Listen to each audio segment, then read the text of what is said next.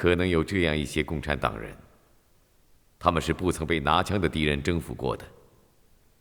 他们在这些敌人面前，不愧英雄的称号，但是经不起糖衣裹着的炮弹的攻击。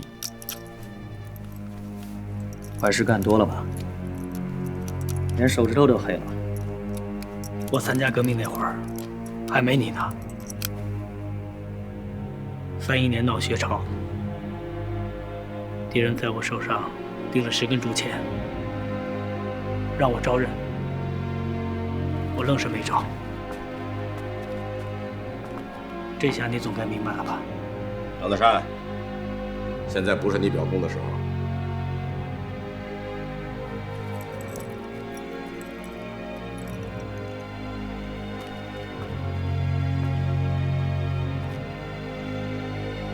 克服请示省委，处决我，留下青山。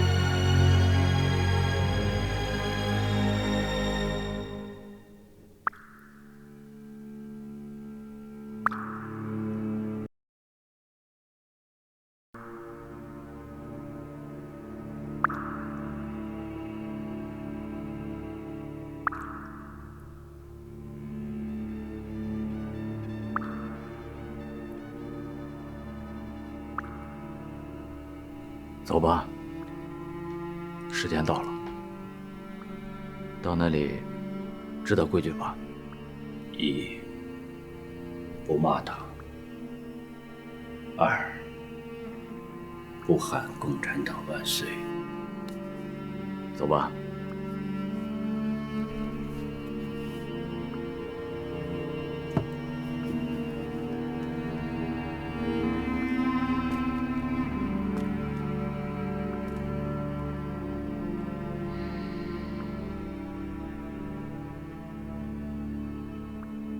就让我喊声“共产党万岁”吧！啊，喊什么？到那里给我守规矩！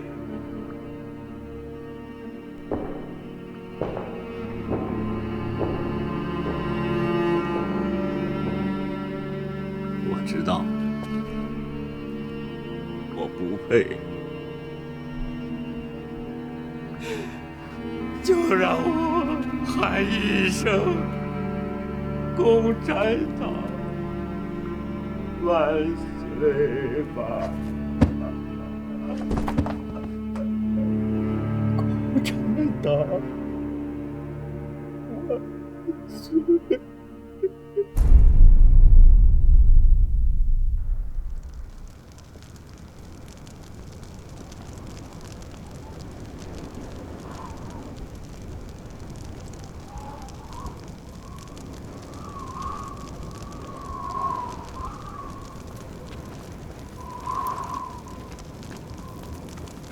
书记，朱元书记，书记，从日本人上搜到了。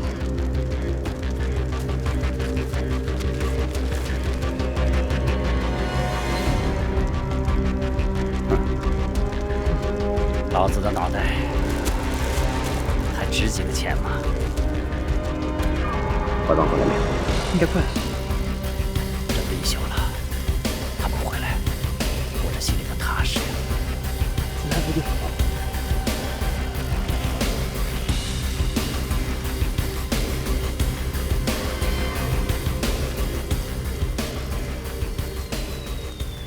秘密！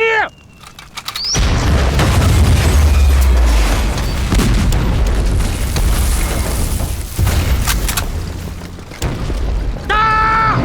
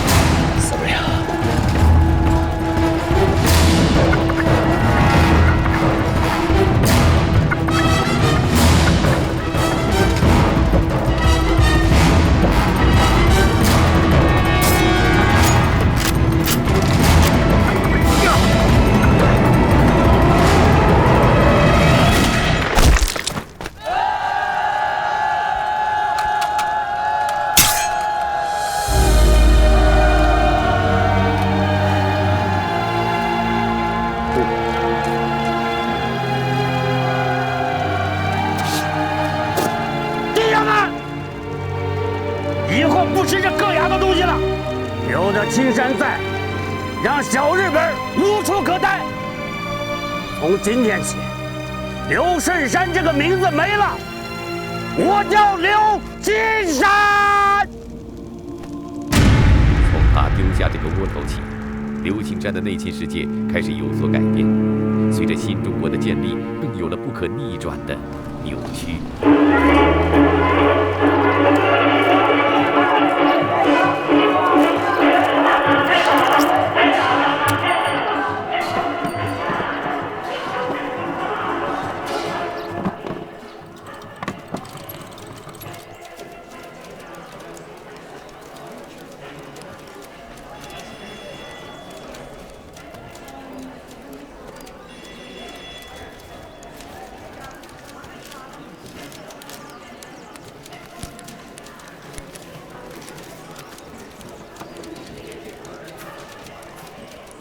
这批复写纸的质量也太差了吧！你看我这刚写它就废了。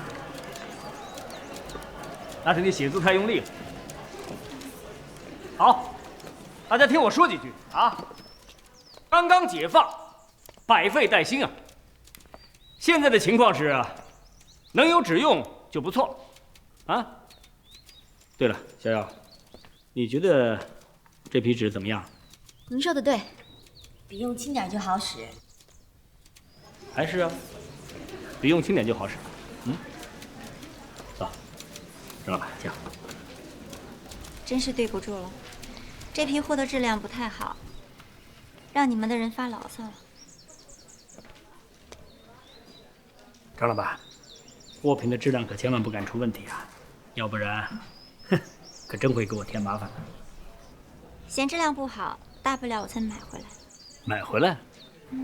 就算我对你和青山书记赔个不是，到时候我按现在的价钱双倍买回来，你看成吗？你要在青山书记面前帮我多美言几句，咱们的合作刚刚开始。张老板办事就是爽快。行，我还有事儿，就先走了。同志们，这样啊，把这屋里所有的纸，包括院子里那几箱子，全部都搬回仓库里去。都不要了？是的。那多可惜啊！既然发现了有问题，就不能含糊，全都搬回去吧！啊，快执行。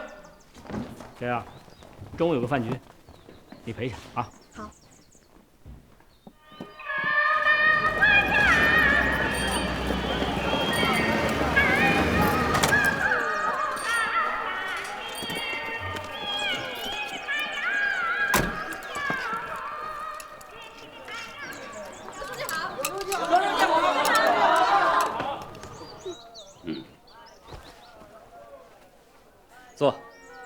坐。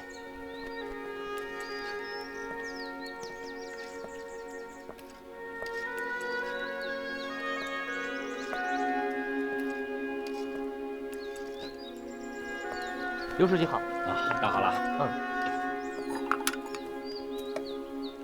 来。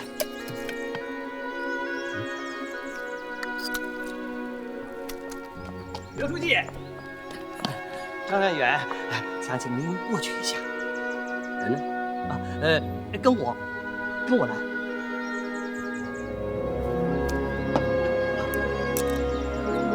来。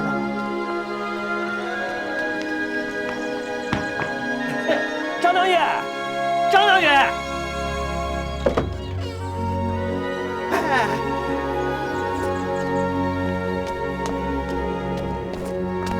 报告，什么要紧事，连饭都不能吃一口。没错，就是吃饭的事。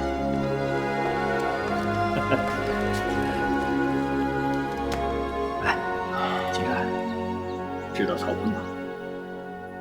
不是老民国那个过气总统吗？哎，是的，他的厨子被我逮着了。这么多菜，哎呀，你看啊，平常呢大家都忙，连一起坐下来吃个饭的机会都没有，交流工作嘛。来，青山书记，请上座，来这边。来。小姚，过来，介绍一下，小姚同志，机关打字室的。等一会儿呢，你就坐在这儿啊，陪青山书记啊。好。好啊，革命成功了，也该轮到我老刘。啊，轮到同志们享受享受了。好，今天咱们就试他一桌总统宴。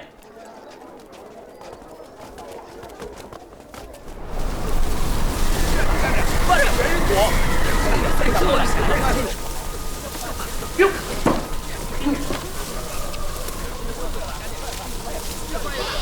这有个办法，赶紧吃！来，大家举杯啊！来，书记，我先敬您一杯。啊，小姚啊，你这个小江南，到了北方适应吗？革命工作不适应也得适应，对吧？嗯，好，有点意思。要是以后给你换个岗位呢？那也得适应，您说是不是？来，这要说起适应啊，过去的艰苦生活咱得适应，是吧？现在情况不一样了，条件好了，好的生活咱也得适应，是不是啊？啊，来，动筷子，动筷子。好，来，我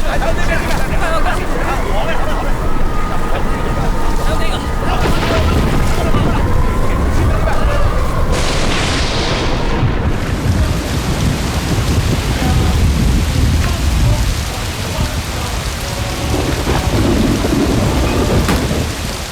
力量，团结就是力量，这力量是铁，这力量是钢，比铁还硬，比钢还强，向着法西斯的开火，让一切不民主的制度死亡。向着太阳，向着自由，向着新中国，发出万丈光芒。同学们唱得很有气势，很好。在目前这个关键的时刻，就要靠团结形成我们强大的力量。现在，我们请青山书记给我们做指示。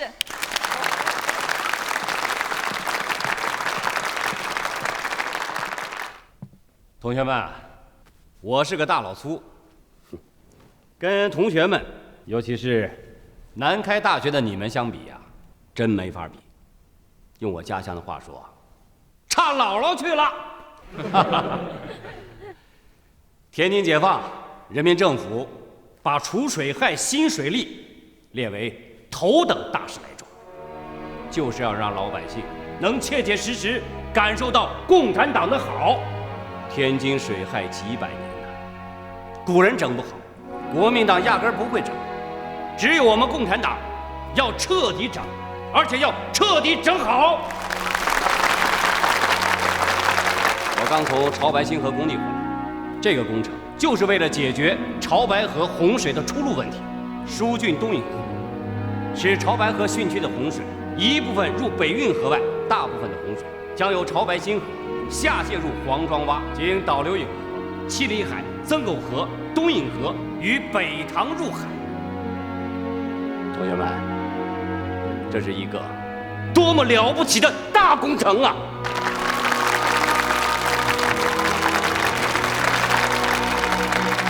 大家带着排好的节目下去，给工地上10几万民工兄弟鼓劲儿加油！哎，你们杨部长的意见非常好啊，我全力支持。希望同学们拿出刚才排练时候的热情，将全市新修水利这项群众性的活动推向高潮。最近忙得都没时间去看望老首长。嗨，他跟你一样，也忙得顾不上家呢。哦，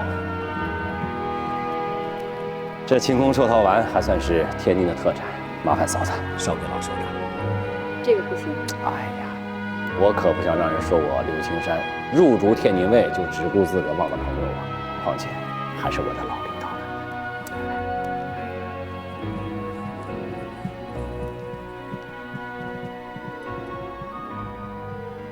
同学们非常可爱。是啊，刘书记啊，你停了。好啊，那就赶回潮白河工地。都这么晚了，你还要去工地？哎，最近压力大呀。省里不是提倡搞机关生产活动吗？我和子琛专员一商量，想成立机关生产管理处，把整治河道的经费统一管理起来。这不是属于专区空销合作社的事儿吗？属于哪儿？还不是老首长一句话吗？这样，你跟老首长先说一声，过几天我到省里把报告一递，不就齐了？是。嫂子，我先回去了。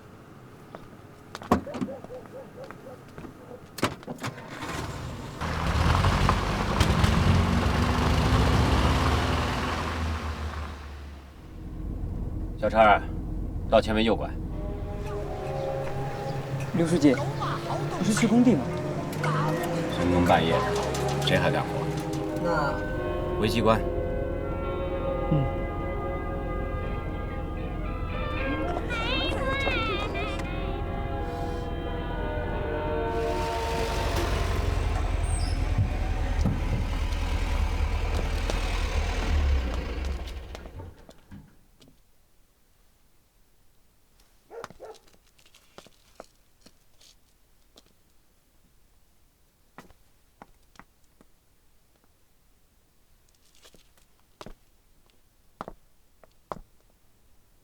小姚啊，今天干得不错。递东西的时候不早不晚，有眼力见儿。不，还是您掌握的好。首长表扬要受着嘛，啊！你再去趟宝城洋行，电冰箱的事要抓紧。小陈，把姚秘书安全送到家。是。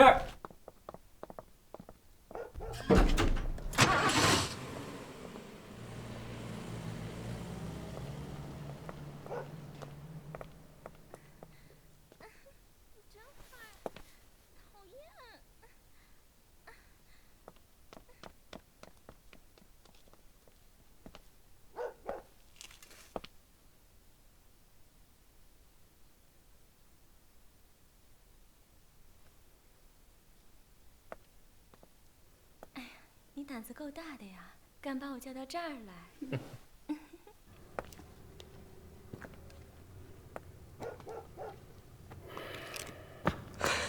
书记，整得咋样？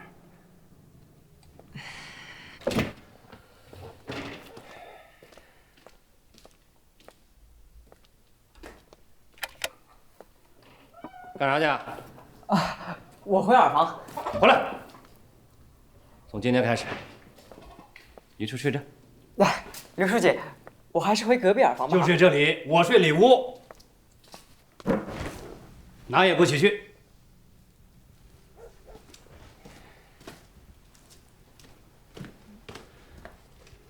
这老辈人都说呀，女人是祸水，老张这么整，迟早得毁在女人手里。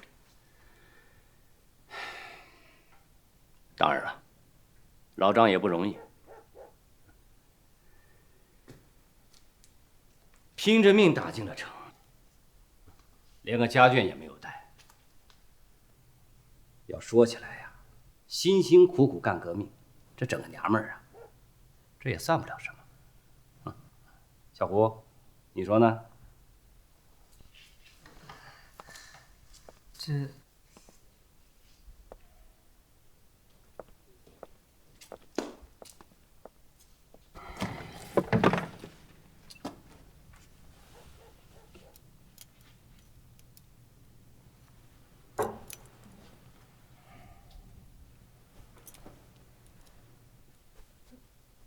张专员这样，总有点儿。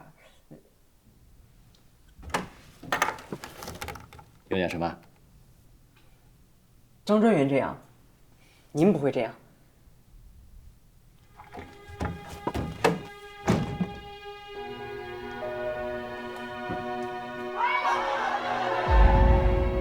把日本人赶出中国去，天下兴亡！天下兴亡！立功有责！立功有责！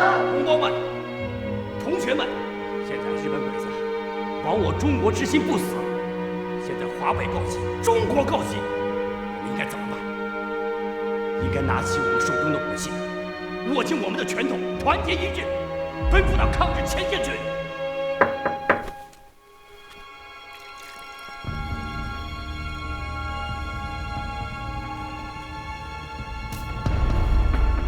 1950年10月份，中央指示天津专区武清县杨村修建飞机场。此时正是抗美援朝最为焦灼的阶段，杨村机场的建设竟是克星的战略意义。任部下达一个令，天津发生了多起针对机场建设中段干部的暗杀事件，引起了中央的高度重视。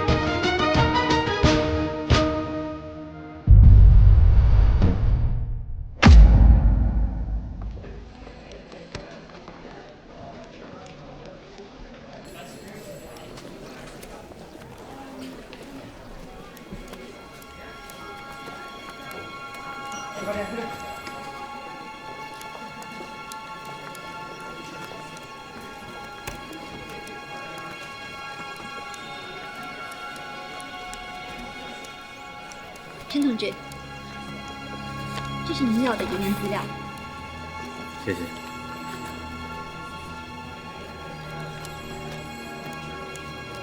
若没什么事的话，那我先去忙了。这里边很多人的资料你比较熟悉，你能简单的给我介绍一个？好，这边请。来边。好。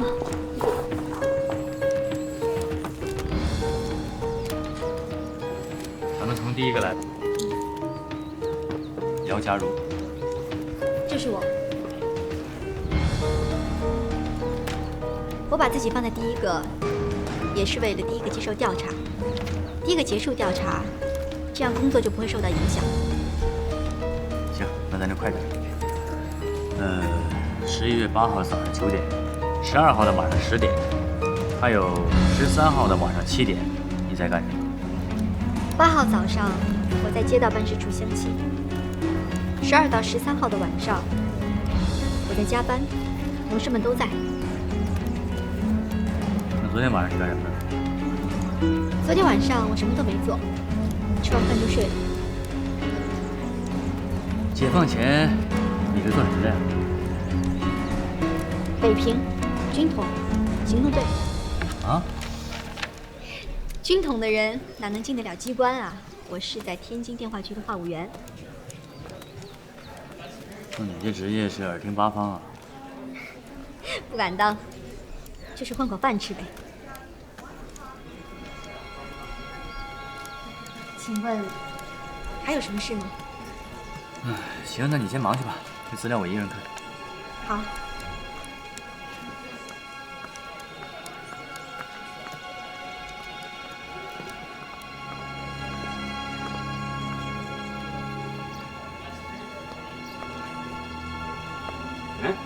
小姚，站着干啥呢？刘书记，见到老陈了？见着了，材料我已经给他了。你这脸色不好看吧？他凶你了？没什么，也就是说了几句。这小子，部队那会儿就爱凶人，一会儿你看老子怎么凶他。哦，对了，电冰箱的事要抓紧。你放心吧。嗯。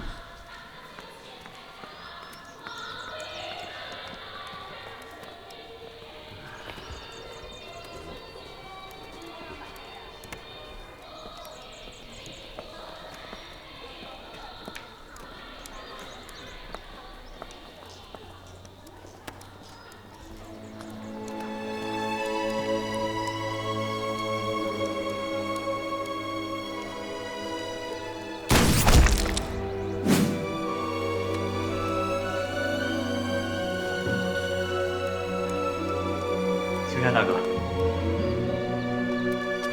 帮子呀！秦大哥，哎呦，小胡，真是你啊！哎，我现在应该给你叫青山书记。别给我客套，你小子现在可成了中央的人了啊！你说当年要是没有您替我挡那一枪，我现在真在天上给你找着了。哎，怎么样啊？这一枪现在身体还受得了？能有啥事儿啊？我这身板硬着呢。可书记那时候应该伤到了神经。哪儿那么多废话？也就阴雨天犯疼，平时没啥事。哎，你小子啊，可得跟我记着这笔账，尽快给我揪出敌特分子，也算是了了我一心病，还了我一大人情。听见没？这案子不破，我把这枪还你。哎，案子得破，还那枪可就别了。哈哈哈！行了，今天不谈工作，到你青山大哥自个儿的地盘，哎，好好瞅瞅。好，哎，我把东西收拾。哎，小姑拿那个资料。哎呀，放心吧。怎么样？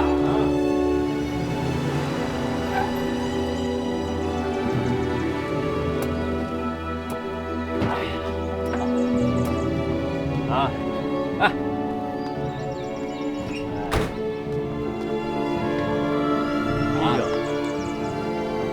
走。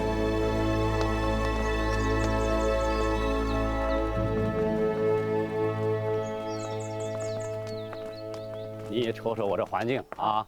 哎呦，这小洋楼，哎啊，你瞅瞅那戴眼镜的，曹锟啊，还是曹锟？曹锟的厨子。哦，这顿饭啊，哦，怀邦啊，这是大哥我给你准备的接风宴。哎呦啊，这规格有点高啊！小胡啊，你趁大哥来了，上桌吃饭。刘书记，我上桌不太合适。有啥不合适的？平时上下级，这会儿是兄弟，不仅上桌还得倒酒。怎么的？不愿意陪我？求之不得了。来，怀邦，坐。哎，就咱们仨，这么多，吃不了吧？解放了，进城了，你这个农民意识得改了。我堂堂天津地委书记，请我兄弟吃顿好的，还不妥了？要不这样，咱们把侦办案件的相关同志都叫来，边吃边聊工作。案情重大，我也不敢怠慢。哎，今天只叙旧，不谈公事啊！吃饱喝足，我挪个地儿，你就睡在我的屋。那不行，就这么定了。踏踏实实的好好睡一觉，从明天起，拿出真本事，好好给我侦办去。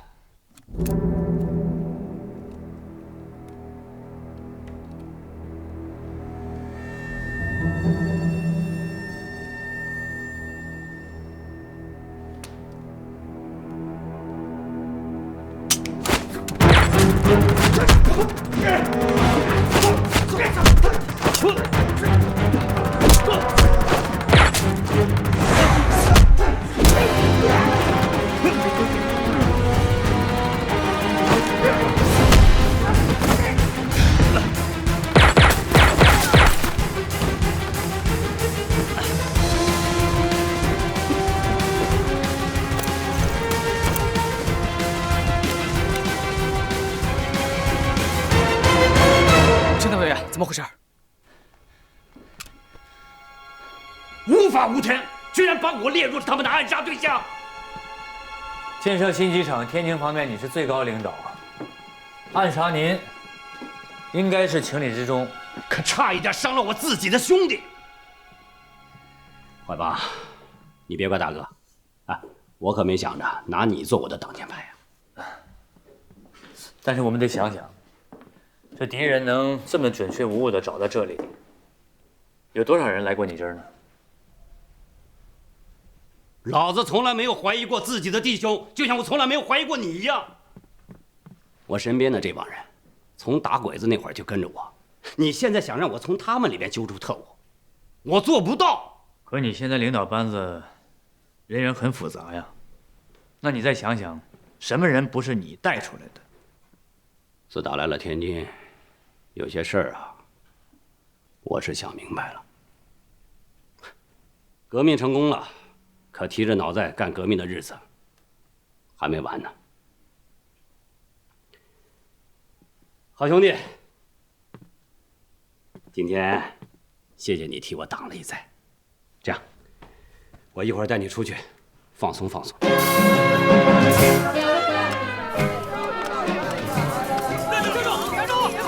也是三不管的杂八地，有些地方看来不太正常。你再晚些日子来，哎，可就瞅不到这些警卫了。那种杂八地儿，大哥经常来吧？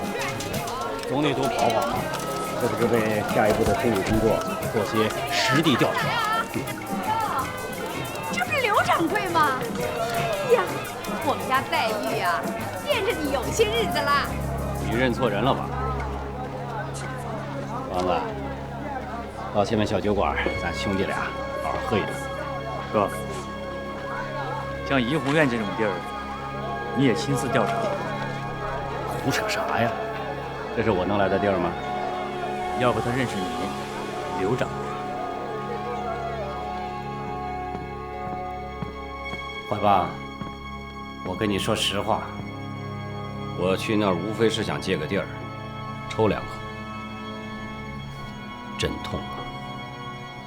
你总不能让我在机关里抽吧？大哥，我还是按原计划住回金门小旅馆吧。自从我进了您这小楼啊，我就老感觉哪儿不对劲儿，总感觉这楼里边有股子邪气儿。大哥，我觉得您还是搬出去吧。我走了。这是想和我划清界限呀？你自己看看，这是军管会刚刚截获的台湾电文，明明白白的告诉你了，代号青芒的特务已经启动了。为什么单单这个时候启动啊？猜你都能猜得出来了，就是咱们的机场啊。人我已经派了，保障干部的安全措施也实施了，可谁知还是……副大脑袋，我告诉你，别以为自己跟我上过战场，手指头上有点功夫，就以为这回我能放过你。3天不到啊，死了仨，让你滚回家喂猪那都是轻的。刘书记，你消消气，我现在就去查。如果再有个兄弟死在青芒的手里，你要了我脑袋！进来。副处长，又死了一个，又死。说。又死了一个。哎呀！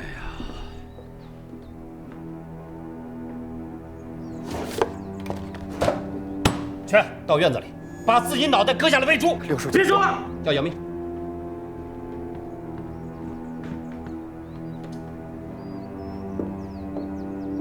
书记，您找我？问他，把所有事情了解清楚以后，全部移交给陈特派员。从今天开始，你全力配合陈特派员的工作。刘书。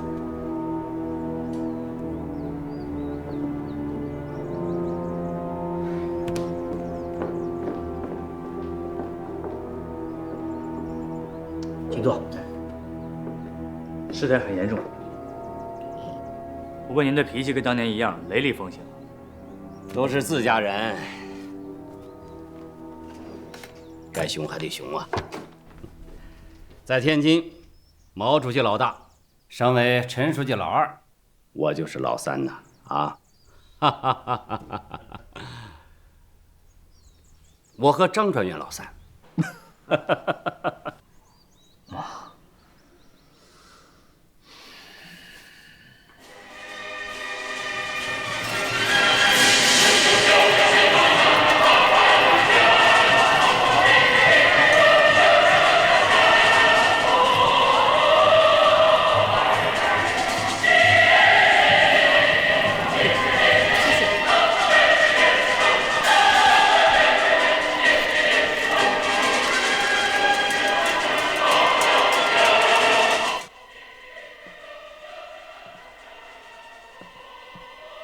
机关生产管理处，哎呀，来头不小啊！可不可以早一点发货？你们老板有眼力呀！啊，这个奇异牌是美国货，过不了多久，别说买了，这个地儿你都找不着了。什么意思？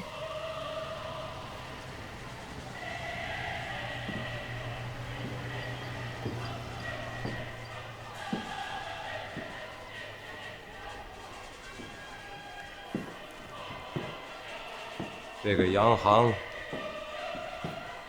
也快没了。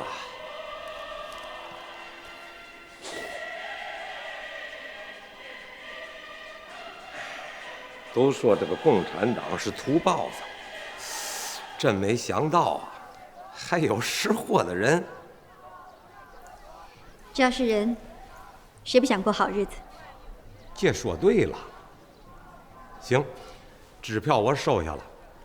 冰箱送到嘛地方？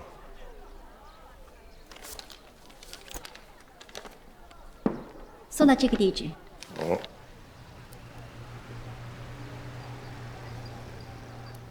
我估摸这是你们老板的老板吧？您就别问了，送到这里就可以了。不问，不多问了。我再多说半句话。我们最后从香港进了一批货。什么货？5辆奥斯汀。书记，书记，书记！还是我来吧。刘书记，省检查团来了，我马上就到。来得好啊！哎，老首长来了吗？您都知道了。杨部长家里的事儿都办妥了。办妥了，货也送过去了。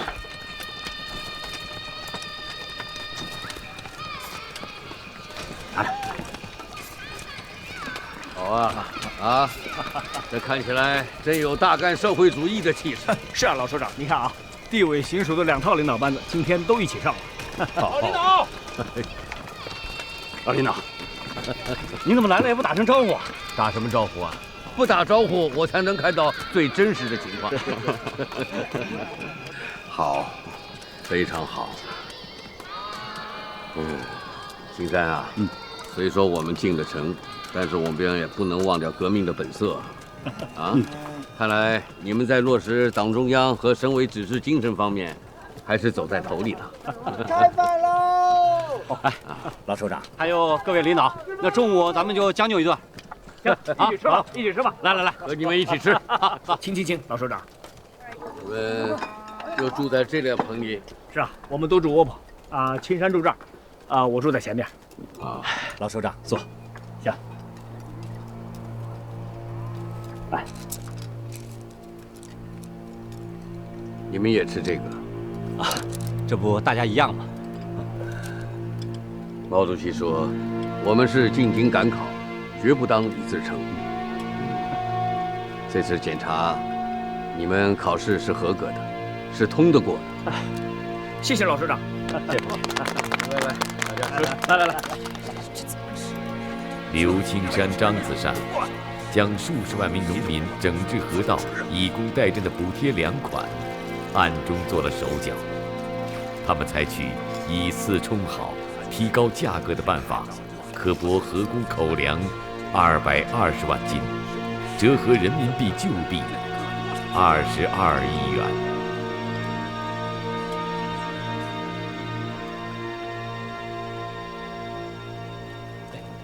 慢点。哎呀，老领导啊，你这车该换换了。就将就着吧。啊，青山啊，到，好好干。新中国刚成立。困难哪里都有，就连中央的领导都勒着裤腰带过日子。我明白，所以我们才想通过加大机关生产力度，自给自足，不给上级领导添麻烦。好，既然你想好了，就放手去做啊！我会支持你的。我再给你透露一个消息，等机场修建好了以后，组织上要调你到石家庄去工作。哦。谢谢老领导。但是千万要记住啊，机场建设那可是事关重要，绝不能出任何马虎啊！要是出一点事儿，那你就是罪人。请老领导放心。刘书记，刘书啊，你什么事？你们还有事忙，我就先走了。好，坚决完成任务。好，哎，走吧。宋秘书，再见。再见，领导。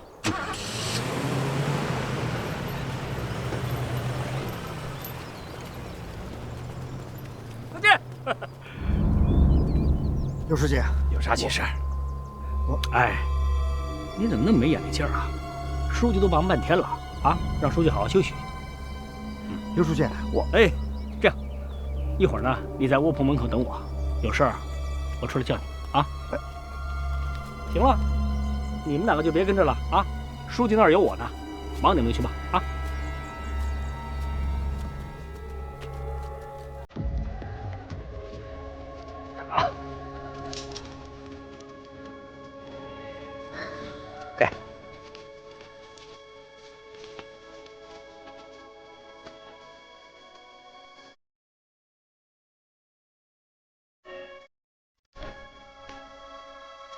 这货还成吗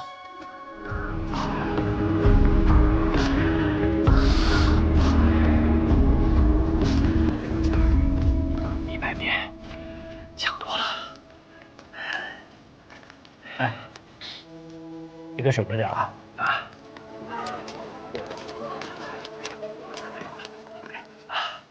哎，你把副大脑袋叫来。行。这好家伙，这火急火燎的。哎。来啊，这里。好。刘书记，啥事儿？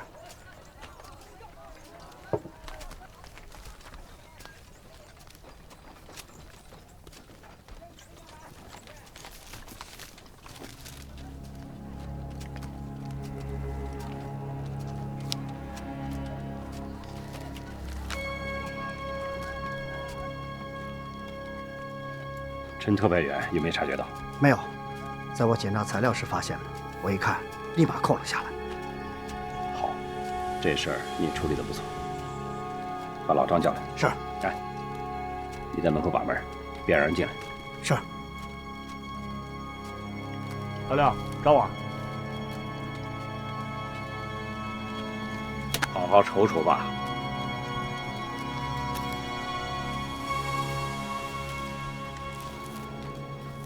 哦，这个李副专员行啊，都告到省委去了。人家可是有凭有据啊。他想混在交给陈海帮的材料里，现在被咱们扣下了。这要是交上去，这事就大。我让老张跟那个女人做事有风险，断了吧。老六，有些事情可是咱俩一起干的啊。哎，有些事可没在一块儿。那你说怎么办？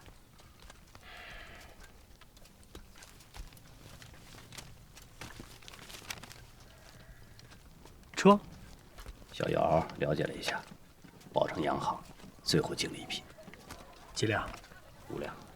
5辆。该领导该送就送，该换就换，堵住了上头，就没咱们的事儿了。你说的轻巧，钱哪里来？这不正和你商量吗？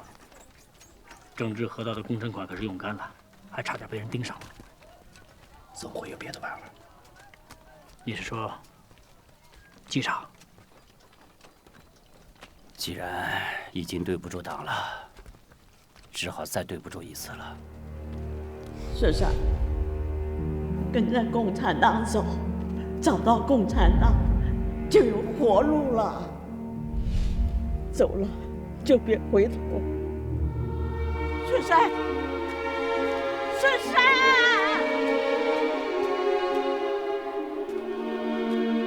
顺顺。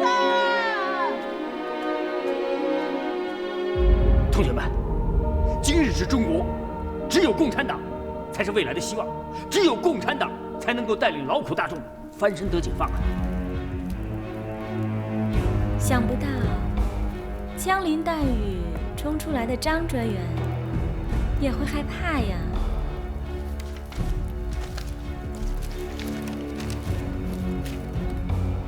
我跟你说，最近风声比较紧啊。不能不小心啊！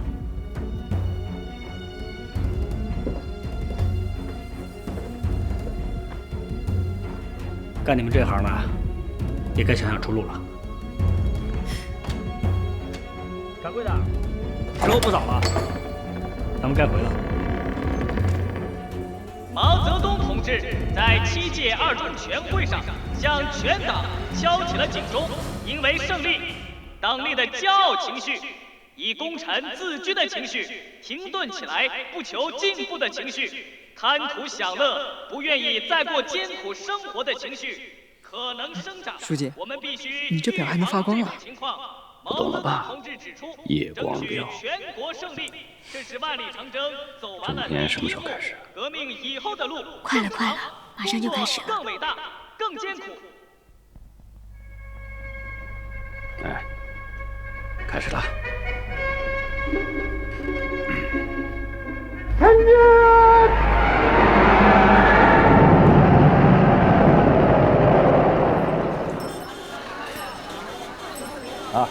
怎么样？感觉我老刘有点像谁呀？嗯，像岳飞。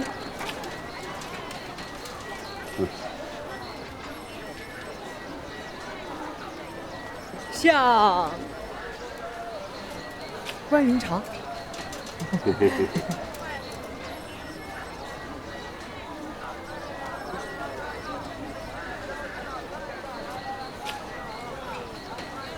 夏伯阳，刘书记像夏伯阳，刘书记就是夏伯阳。同志们，前进！哈哈哈哈哈！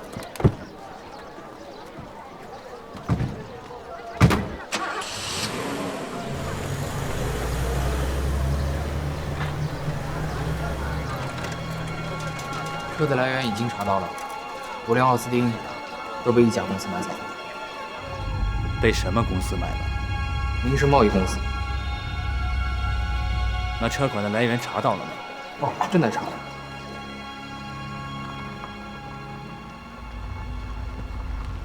刘书记，有东西，应该是张专员留下的。打开。是钱。说说。2800万。估计是张专员知道您探亲，特意留下的吧。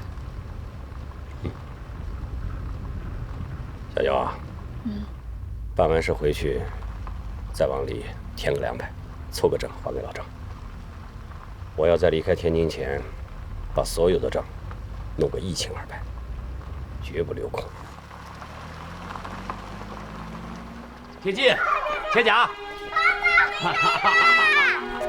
儿子，哎呀，哎呀，想明白了？想。亲呀，好，哎呀，对吧？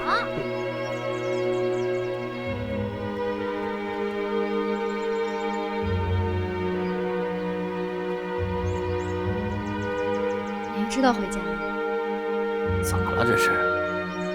上火容易伤身子，还有小病要上。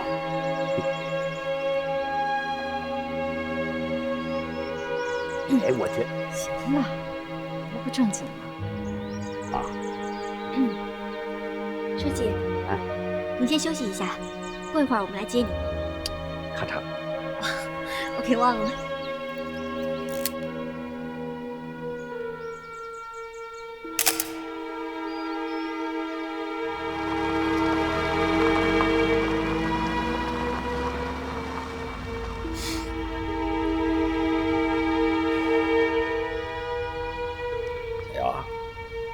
你说，咱们闹革命是为了啥？说到底，还不就是老婆孩子热炕头？什么理想、信念，那都是虚的。只有红红火火的日子泪才实实在在。当然，这话在外不能讲。我知道。不过今天你们也看到了，为了这个家，为了孩子，我干革命就是豁出去掉脑袋都不怕。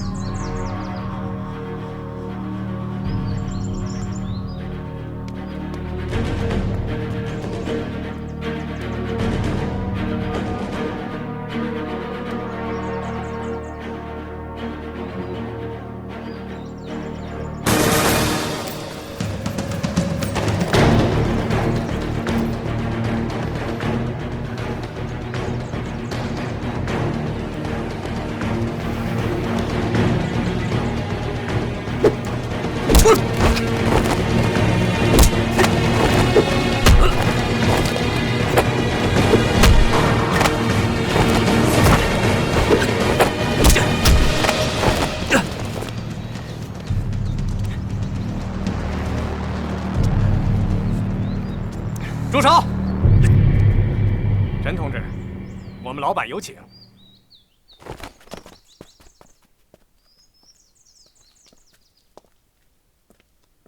陈同志您好，我叫张淑敏，是工商界的爱国人士。张小姐您好，爱国人士。张小姐，怎么爱国了呢？天津解放之后，我把我所有的厂子都交给了清政府。那你这么说，你还真是爱国呀。还是中央来的领导有见识啊。你是对我了如指掌。听说前段时间那几起命案惊动了上面。对。您是听谁说的？您看啊，我们这做生意的，怎么着都得跟政府打点交道，不是？张小姐，来人！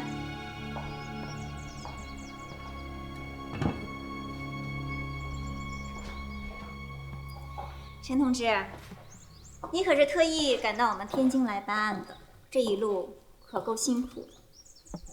这道小菜，就算我给你补补身体，尝尝。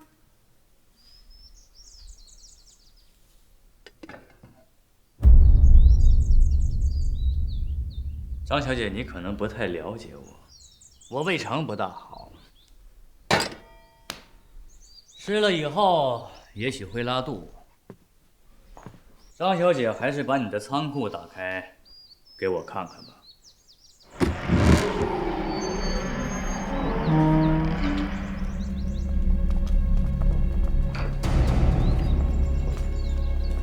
请。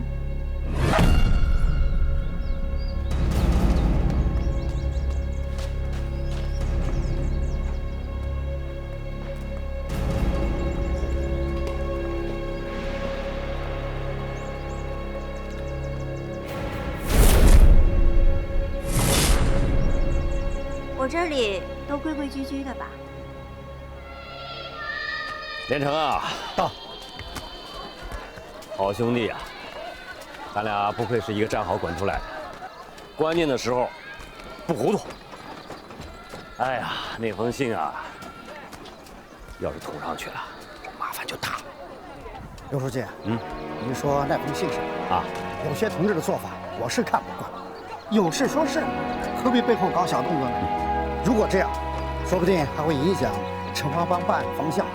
说得好。不过啥呀？不过有些事情还是应该注意。什么意思？一会的地方总是你该去的地方吧。好你个富大脑袋啊，跟烧到老的同样。我为啥去医院？别人不知道你不清楚吗？老子为革命奉上，我去那儿就是抽2口止疼。刘书记，恕我直言，你有伤，我也有伤，咱们参加过战斗的都有伤。照你这么说，大家都理所当然去那种地方了？我在这个工作岗位上压力大，你知不知道？刘书记，这刚刚解放，老百姓吃不饱穿不暖，你有他们压力够了！你是我的公安处长，你的任务就是办好案子，保护我们安全。这种事还轮不到你来教育我。站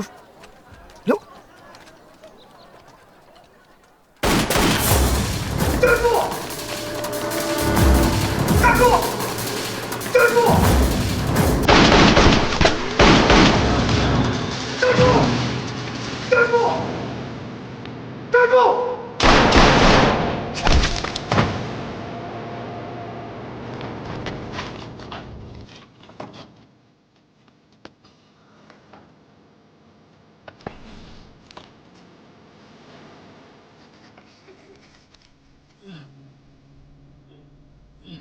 果然是毒品。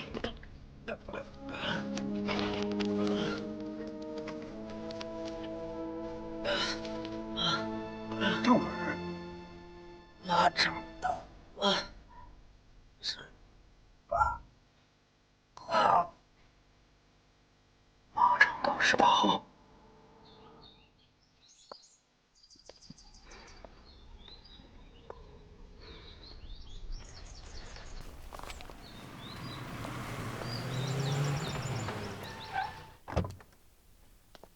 副处长，这大清早的，找刘书记有什么事吗？啊，我过来看看书记啊。哎，听说你们昨天晚上抓了一个毒贩，查到什么没有？啊，这么快就知道消息了？我们当干部的，可不得眼观六路，耳听八方啊。哎，既然抓到了，就该好好审审。也不过是个小案件。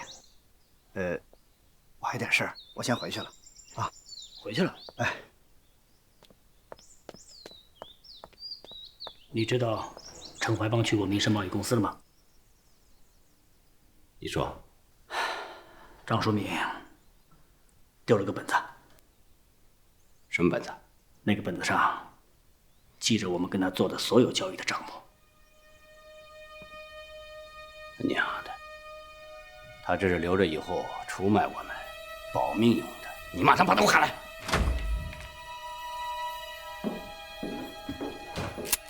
闹出这么多的事儿，你还敢来见我？让崩了你！完了，把钱给我！完了，给我！找不到账本，你杀了他有什么用？这账本上都写了啥？从复写纸到机场设计的专款，什么都有。张淑敏，这每一条都能送老子上西天！我冷静。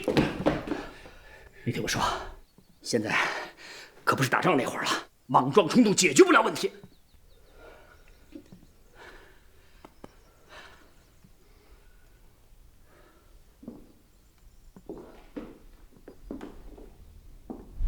跟那个女人做事有风险，断了吧。赶紧跟书记说，怎么才能找到这本账本？那天我让手下转移账本，恰好碰到傅连城夜巡，就被他拿走了。现在呢？估计还是在他手上，有没有交给陈怀邦，我就不知道了。陈怀邦现在不好说，但是傅连城是提着脑袋跟我一路打出来的，他绝对不会背叛我。在个人利益面前，谁能保证他对你绝对忠诚？老刘啊，现在当务之急是要尽快把账本找到。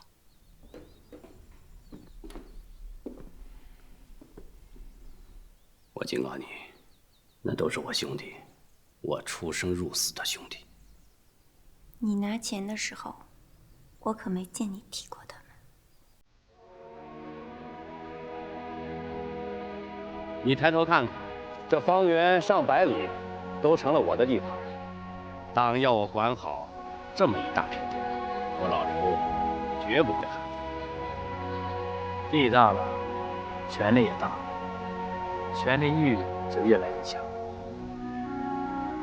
一旦没有了管束，就像这河堤一样，泛滥起来，能淹没一切。你知道咱们的党是什么政党吗？臭小子，还用你来考我吗？无产阶级政府。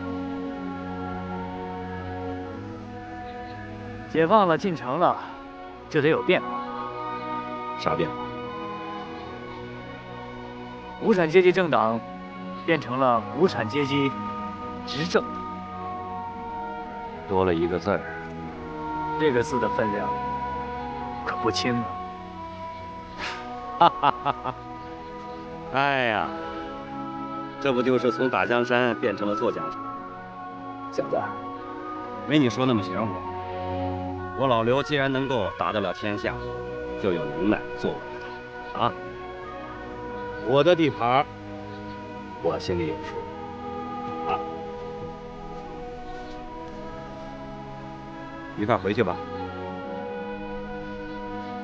不了。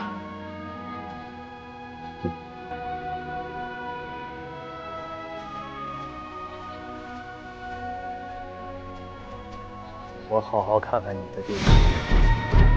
战士人呐！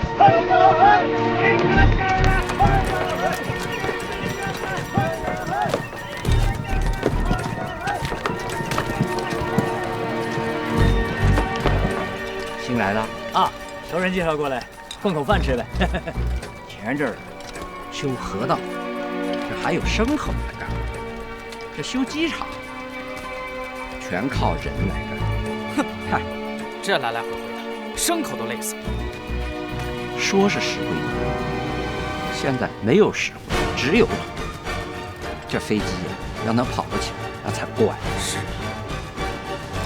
到了，多吃点。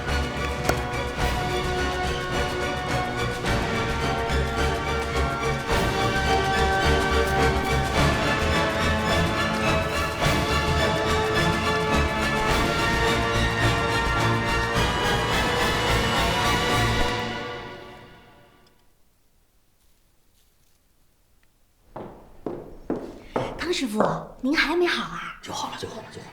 发火了，估计是遇到什么事儿了，什么都没吃，睡下了。哎呀，那就更得弄好了。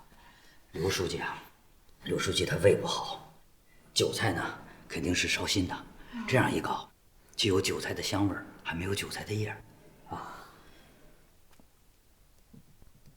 来，好了，快去吧，去吧。好。哎呀，说实话呀，刘书记可比大总统难伺候多了。你说什么啊？没有，我是说刘书记是位美食家呀。快去，快去。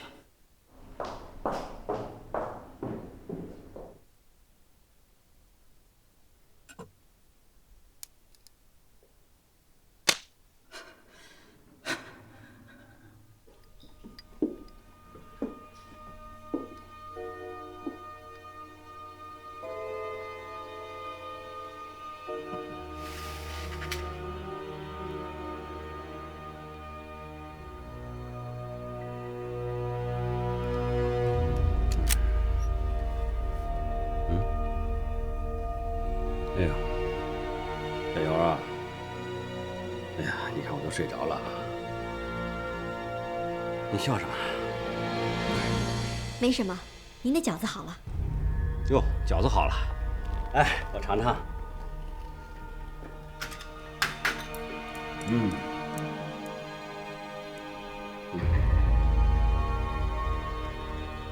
啊，有韭菜香，但是没韭菜叶儿，绝了！你到底笑什么？我是笑啊，您这个饺子以后一定会名垂青史的。好。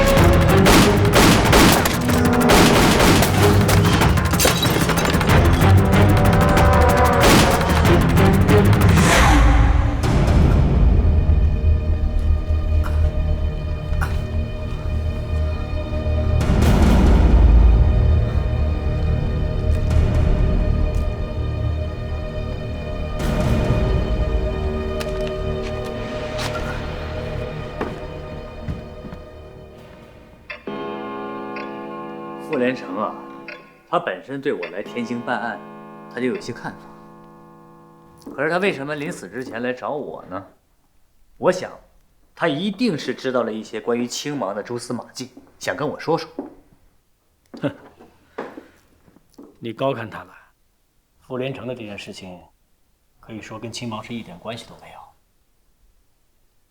傅连城的死，不管跟青芒有没有关系，我认为他一定知道了很重要的信息。信息？什么信息啊？能要他命的信息。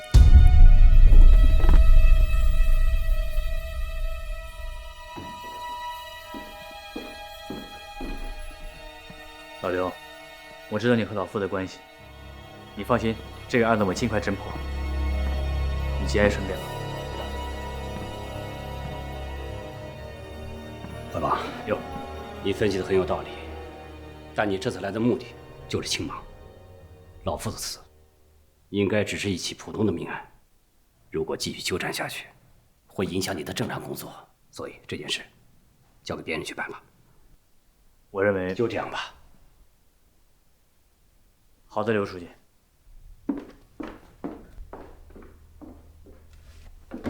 老刘，去忙你的。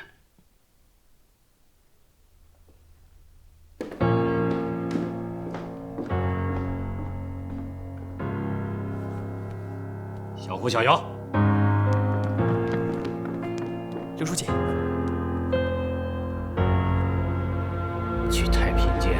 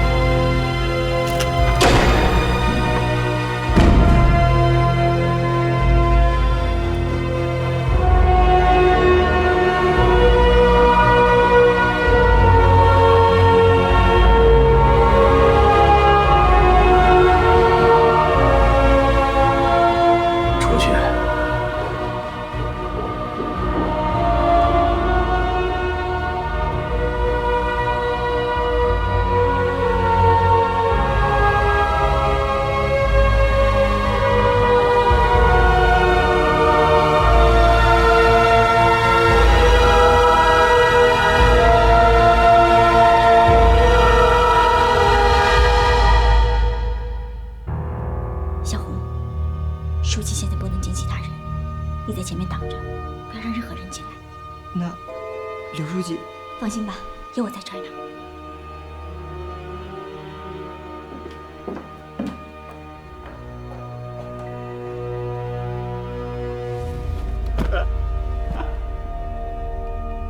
据后来审讯材料记录，敌人清盲行动开始后，随着潜伏特务逐渐接近刘兴山和张子山，特务主管曾收到这样的报告：刘张二人已经逐渐腐化堕落，为保存力量，不必采取直接射杀之手段，我方可静观其变。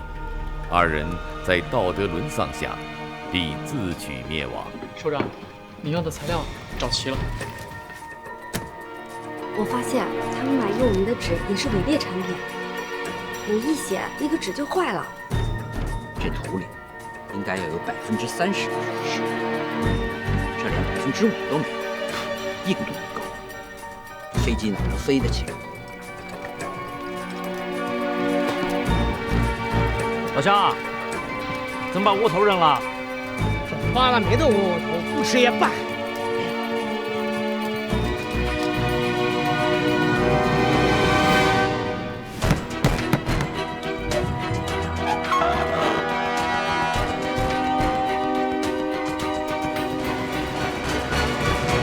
所反映的情况，我会认真考虑。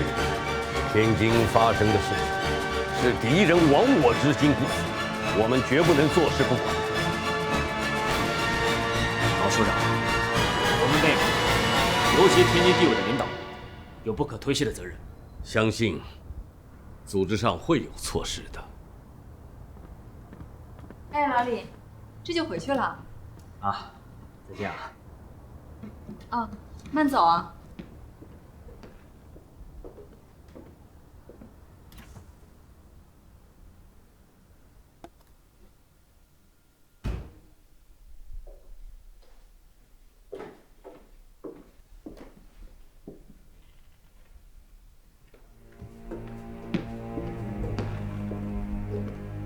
老陈啊，这料给你让好了。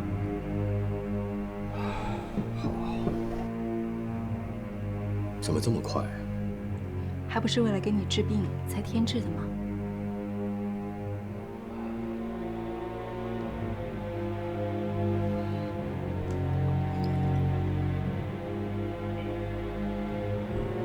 小苏，到，给我接刘青山。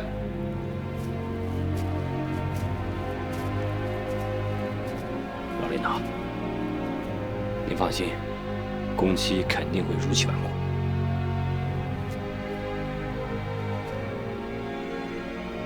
在战争年代，你跟着我枪林弹雨，战场上我们没有被炮弹和子弹打倒。现在解放了，在和平环境中，如果被糖衣炮弹击着，不值得。老领导，您这话什么意思？什么意思？举报材料都送到我门上来了，你现在跟我说实话，你的腰杆子还硬吗？我要是做了半点犯浑的事，你现在就废了我。对不起，有些事儿没跟您汇报。陈厂老范有时候不得已用点药止疼，麻药贵呀，恐怕就这点小毛病。青山，我向组织上建议，让你作为中国青年农民代表，参加维也纳的世界青年联欢会，12月9号出发，你准备一下。趁这一次出国机会，你自己要好好反省一下。如果有什么问题，及早的跟组织上说清楚，否则，到时候谁也救不了你。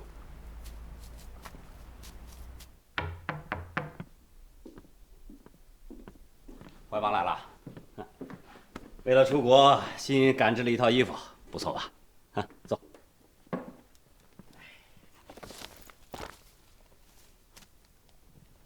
大哥，是到收手的时候了。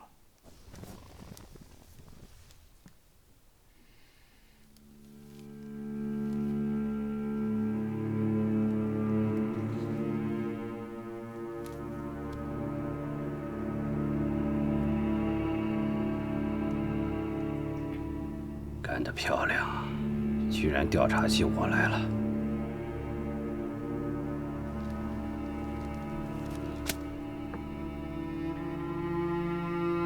你个忘恩负义的小兔崽子！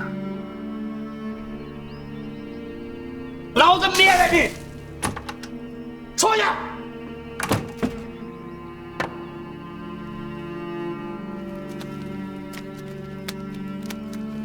！50年底，机关生产管理处从张淑敏那里购买了符写纸，他又以高价从你们手里边回购，最后卖给了吉林省财政厅驻天津办事处。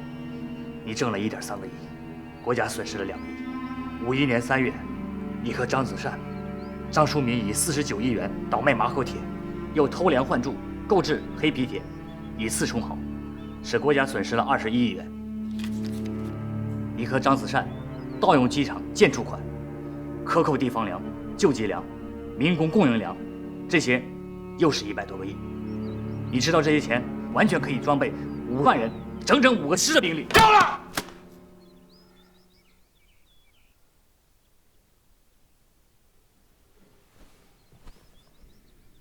大哥，听我一句劝，机会不多了，你自己好好想想。老刘啊，听过这一关。明天你就要出国了，正好呢，也出去散散心。哎，这样啊，回来之后你先去省城，这儿呢有我一个人盯着，我就不信了，谁能够有本事扳倒咱们哥俩？我走以后，你就说，车和房，我都退了好几次了，但架不住老张和那个女人一再安排，迫不得已才用的，明白吗？那他们要是也不承认呢？作为管后勤的干部，你自作主张，也不是头一次了吧？我明白，我明白。刘书记，陈特派员来了。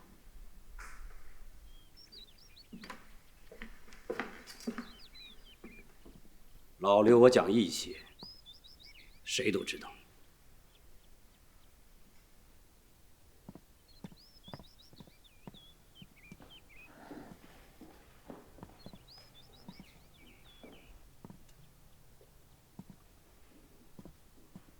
小心！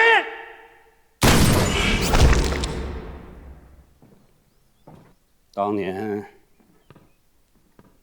我的脑袋值1500块大洋。那是日本人想要我的命。后来国民党想要我的命，但是今天想要我命的是自己的生死兄弟呀。青山哥，我是来救你命的。我还有救吗？你要是坦白从宽，也许还有条活路。不，绝不！我刘青山从来没有认过怂。我提着脑袋干革命，啊，也就是吃点喝点，享受了点，是不是？怀邦，我最后一次叫你兄弟，你不会把我卖了吧？我这回来就是给你最后机会的。好，我老刘绝不为难你。各为其主嘛。你看你都在说些什么？你以为咱们共产党是绿林好汉吗？啊？你就为了贪图享受参加革命的吗？我只是享受了这么一点点啊，就被你给逮住了，就好像我犯了天大的罪。那你说，我们冒着枪林弹雨，不顾生死，是为了啥？你翻翻党章，好好看看，是为了啥？如果说非得为什么其主的话，那我告诉你，这个主他就是人民。现在不是解放了吗？人民不是得解放了吗？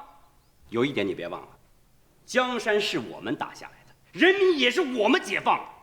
咱俩打个赌，我刘青山功大于过，罪不至死。别到时候弄得你我都没法见面。这个赌我奉陪到底。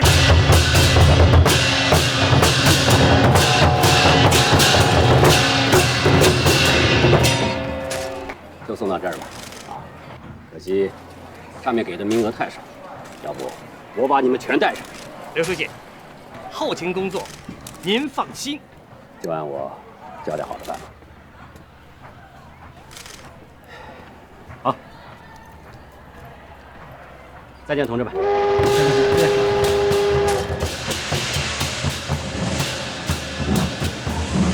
这是潜伏特务姚家儒最后一次见到刘青山。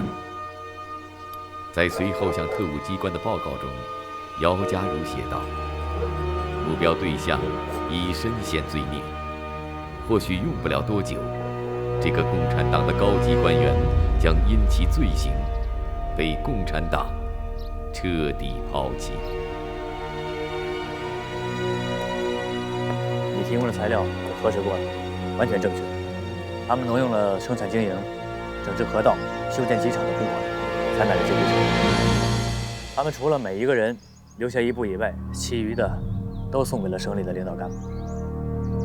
哦，对了，这是生产管理处我找的证据，交给你。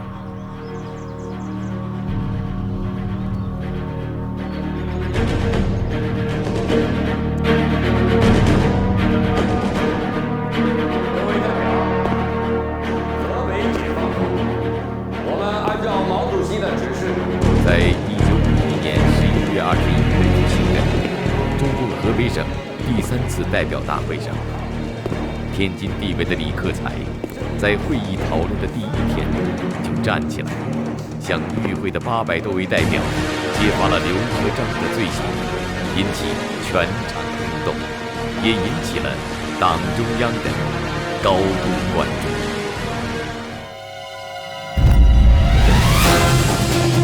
1951年11月29日，继河北省委第3次代表会议进行的第9天，下午5时，省公安厅依法将张子善执行逮捕。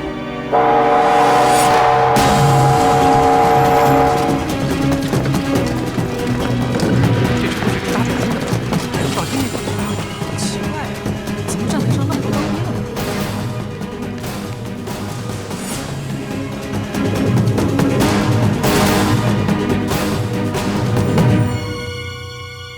金山同志，请你跟我们一起下车。1951年12月2日，刘青山在天津火车站被捕。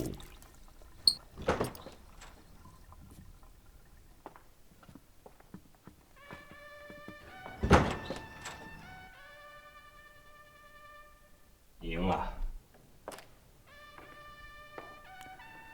你以为我就那么想赢吗？我倒真希望赢的是你。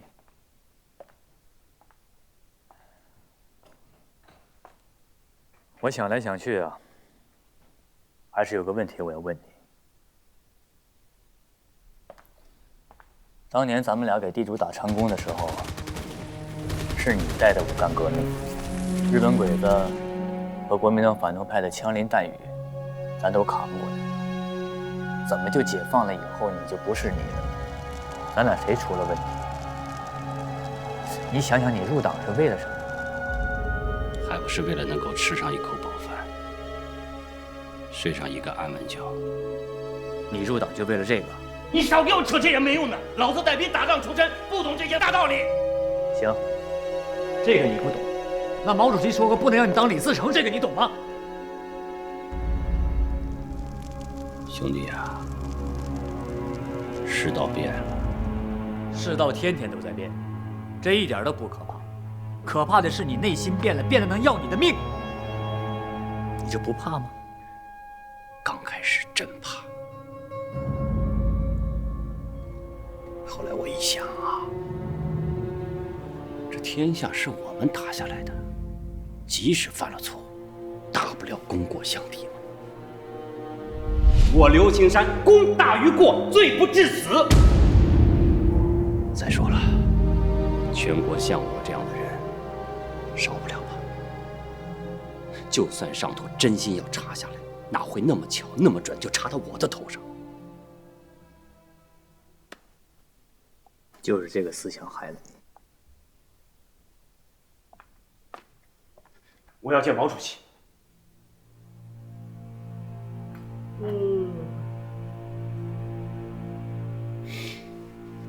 对了，这是我跟上边给你批的一块肥皂，你呀，应该好好洗洗了。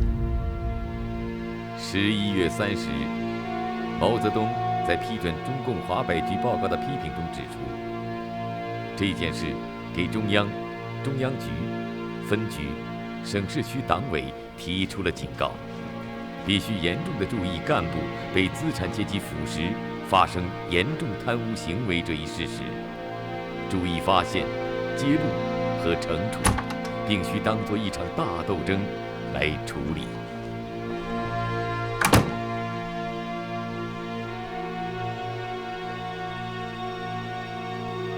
对你们二人的公审大会，时间定在明天中午12点。还有机会吗？这是省委、华北局和中央对你们二人行刑后的4条具体意见。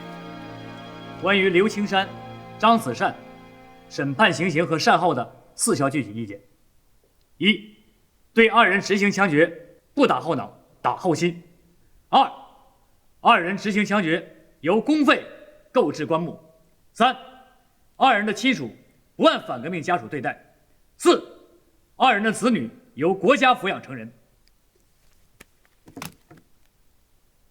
谢谢。这死了比活着有价值。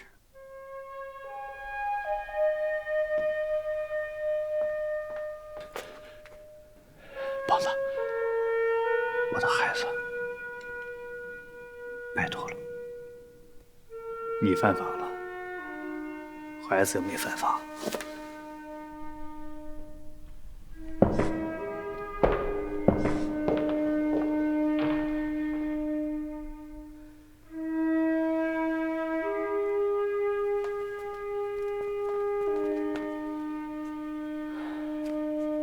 既然这样，那就给照个相吧，也好教育后人。今日是中国，只有共产党才是未来的希望，只有共产党才能够带领老党完成这计划。你看，刘青山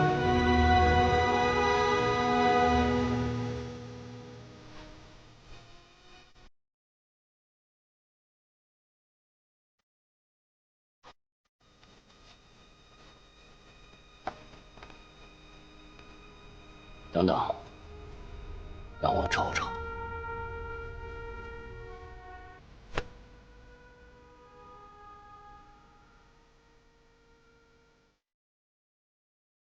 说明白了，集中力量，好。我这是自作孽呀！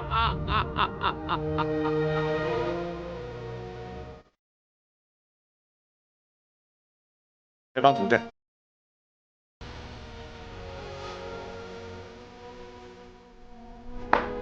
请你签署犯人底解书。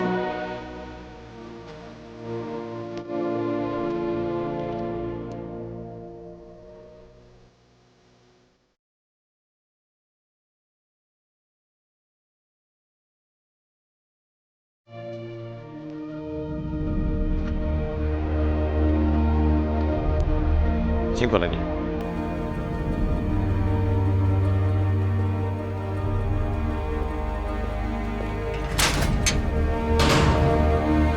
犯刘青山，男，汉族，36岁，曾入名刘顺山，务农出身，中共党员，曾任中共天津地委书记。河北人民广播电台，河北人民广播电台。今天我们在保定体育场直播大贪污犯刘青山、张子善的公审大会实况，请大家注意收听。请大家注意收听。把大贪污犯刘青山、张子善押上来。现在，大贪污犯刘青山、张子善正在被押上审判台。有请公诉主席宣读公诉词。刘青山、张子善这两个大贪污犯，已经不是两个普通的大贪污犯，而是背叛党、背叛国家、祸国殃民的罪大恶极的大罪犯。今天参加大会的人，都是怀着愤怒的心情，代表了全省人民的意见来参加的。这次大会上，我们要彻底的控诉与公正的审判刘青山、张子善的滔天罪行，致刘青山、张子善两个大贪污犯得到应有的惩处，同时要显示我们打退资产阶级猖狂进攻的雄伟力量和剿灭一切贪污分子的决心与毅力。同志们，我们绝不允许这样的大罪犯继续成长，允许他们的存在就是鼓励了祸国殃民的犯罪行为。因此，我代表刘青山、张子善案件调查处理委员会，要求河北人民法院临时法庭判处他们死刑，并立即执行。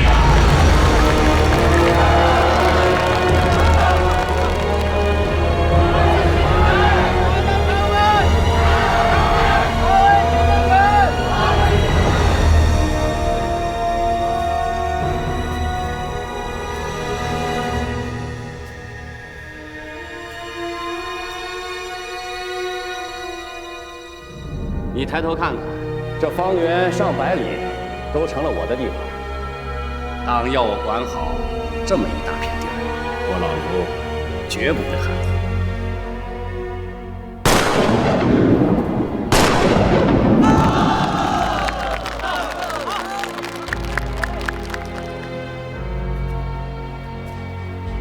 触目惊心的第一大案，在2声枪响之后，画上了沉重的句号。看到自己的战友没有倒在浴血奋战的战场上，却在建设新中国的征程中终止了脚步。教训是深刻的，案件的影响也将是深远的。它让我们共产党人要永远牢记为人民服务的宗旨，永远要把人民群众的利益放在最重要的位置上。只有这样，才不会迷失方向。人民，只有人民，才是我们这个党汲取力量的源泉。为人民的幸福而奋斗，为每一个共产党员的伟大使命。